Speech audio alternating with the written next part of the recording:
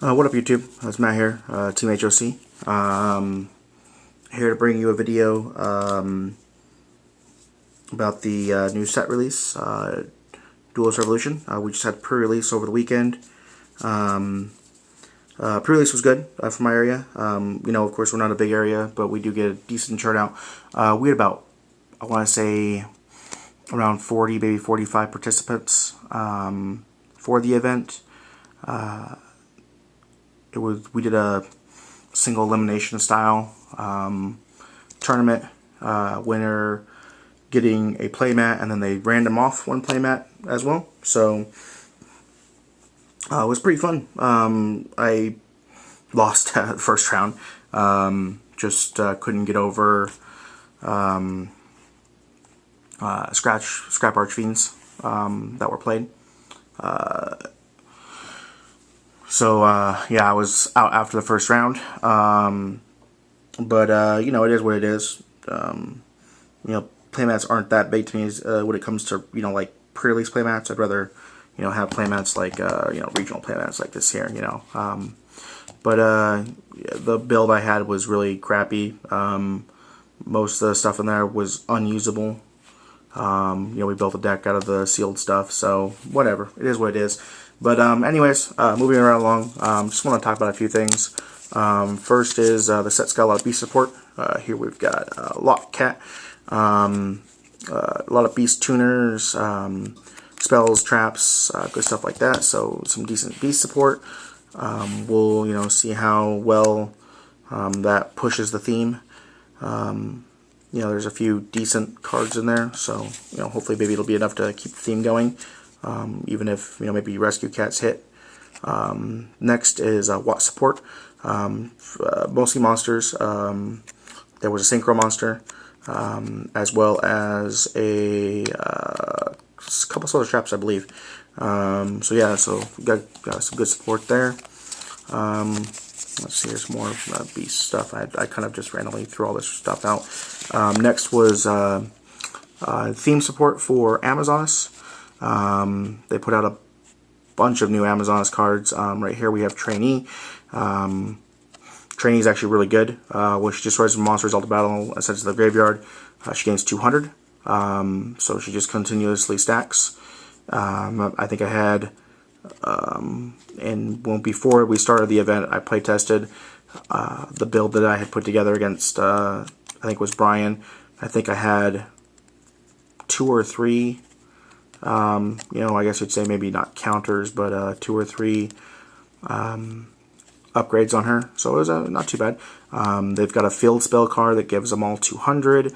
A lot of other spell and trap support. There was a continuous spell that works kind of like Skyscraper number 1.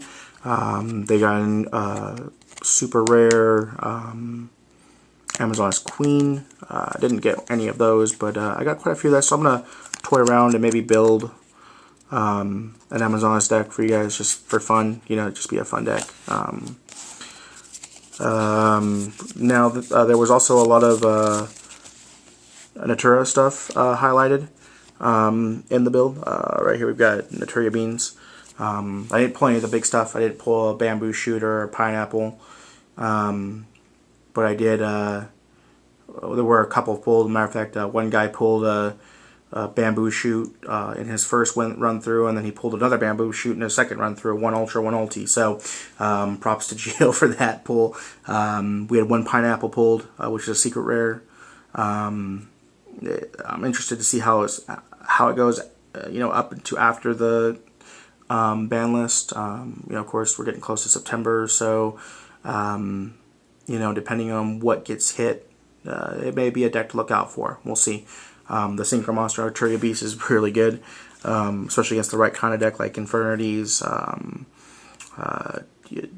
maybe even like Light Sworn, things like that. You stop a Solar Recharge, you stop a Charge or Light Brigade, things like that. So, pretty good stuff. There was a couple of Flame Veil cards. Archer, which is something I've been looking forward to. His 3-star tuner. May bring some additional breath into Synchro Cat if Cat doesn't get banned. Using like Flame Veil Magician, Flame Veil Fire Dog, and then Flame Veil Archer. So that might be some, depending on how the ban list goes, that might be another interesting thing to look out for. And then these three are just kind of three I just pulled out that I think that might see some playability. Light Destruction, essentially when your opponent's card effect sends a card or cards from their deck to the graveyard, you send the top 3 cards of their deck to the graveyard. So it speeds the milling process, especially late game, that you get a couple of these out, and before you know it, they're milling way more than they want to. So I don't know if it'll see a whole lot of play, because Light Sworn right now isn't dead, obviously, because there's people still doing really well with it, but definitely lost a lot of its power when the March list hit, with losing or having Lumina charge and Necro going to 1, especially Necro going to 1. That really hurt the deck, I think. In my opinion, Honest going to 2, so the deck doesn't see as much play as it used to, but that might be something fun to toy around with. I don't know. I saw something I'm gonna be testing anytime soon, because we don't have any Light Sworn in our meta, but I never know. Next one is Ambitious Gover. Essentially, it's a 6-star Fiend type monster. Once per turn, you can select up to 2 monsters on your opponent controls. Your opponent can reveal 1 monster in their hand to negate this card's effect. If they do not, destroy the selected monsters. So this is, I feel at least, a decent possible side deck option for Frog Monarchs. The plus side is you can only pick 1 or 2, up to 2. So if your opponent has a couple back rows and they have 1 monster, and you're worried about like a Starlight Road, you can hit the 1 monster. I mean, if they have 2 monsters, you hit 1 or both. Whatever you want to do. But it's a once per turn effect, which is nice. All the other Monarchs, are once they hit, their effect is done. This allows some additional options, some additional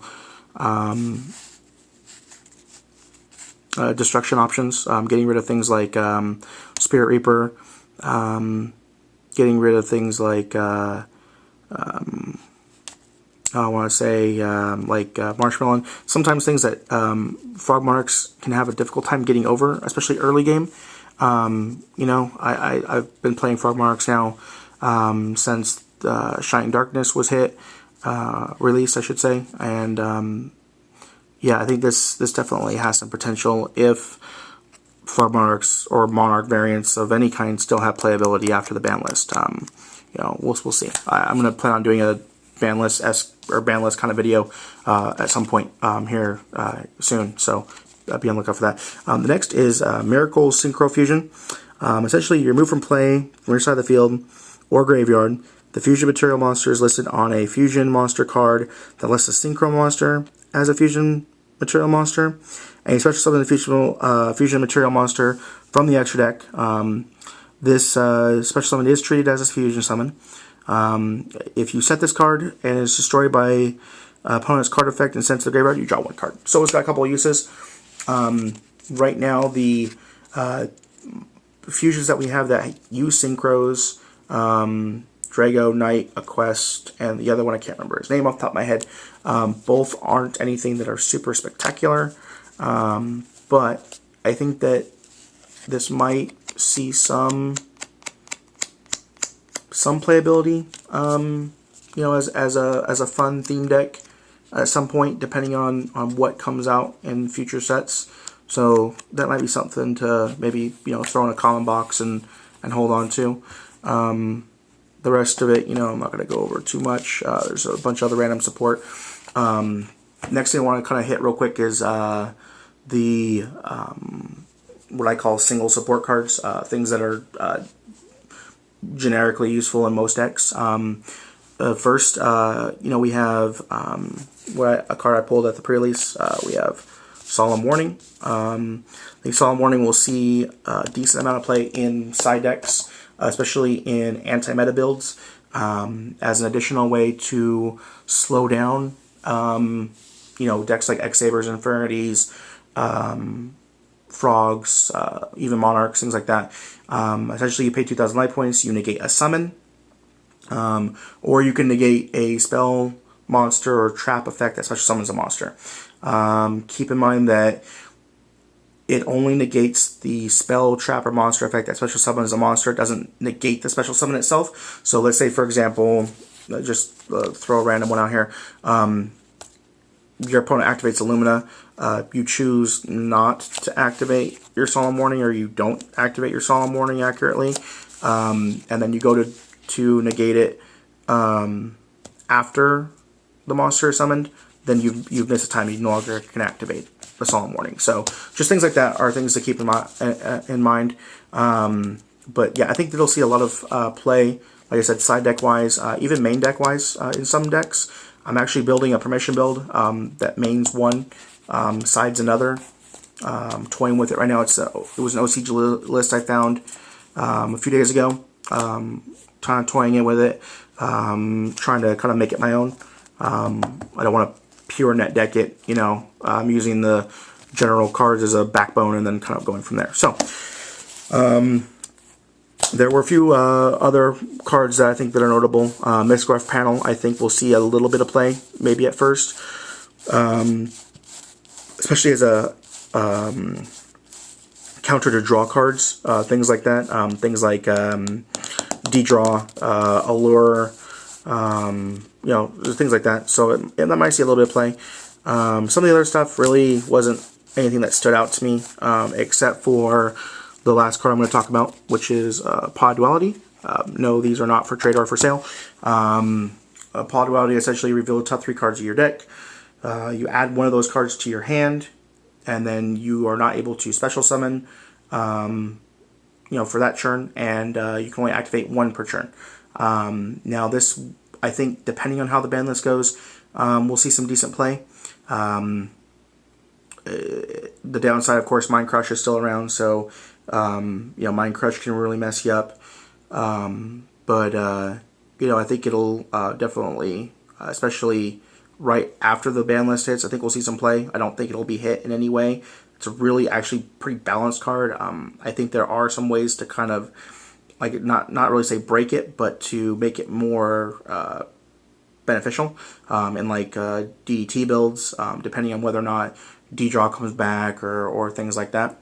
I'm actually working it into my permission build because the build doesn't really special summon. I'll post a list for the build. I have most of the deck together right here. Once I have the deck completed and I've had a chance to test it, I may post it either way. It's something fun. Like I said, I want to toy with it and kind of make it maybe my own a little bit. I don't want to do you know, exactly what the original list was doing. There's some card choices that I want to kind of change a little bit, not too much though. Getting close to the end of the 15 minutes that YouTube has given us, so post your comments about the set. I personally it's